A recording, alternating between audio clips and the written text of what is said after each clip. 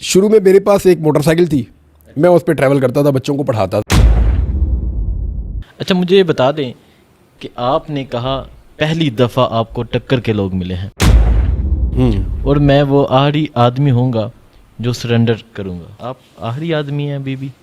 मैं जब आया तो मुझे लगभग सारे मिला के 13,000 कुछ रुपए मिलते थे। इमरान खान अपने तरीके से बाहर आना चाहते हैं और निज़ाम इमरान खान को बाहर लाना चाहता है अपने तरीके से।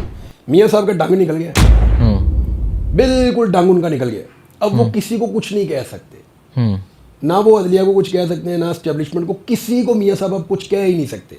उनका पूरा डंग निकल गया कि चौधरी परवेज़ इलाही के डट जाने के पीछे लोग कहते हैं मुन्नस इलाही, कोई बेटा ऐसे नहीं करता कि बाप को जेल में डाल के खुद बाहर बैठा हो। नवाज शरीफ पाँव पे कुल्हाड़ा। अच्छा, शहबाज शरीफ। शहबाज शरीफ अच्छा बच्चा। मरियम नवाज जिद्दी टिकटॉकर। टिक टाकर। उन्होंने कहा जी जो पानी की बोतल होती है ना, ये इस तरह की छोटी, उन्होंने कहा इसने अपनी वजारत में से ये बोतल भी नहीं पी।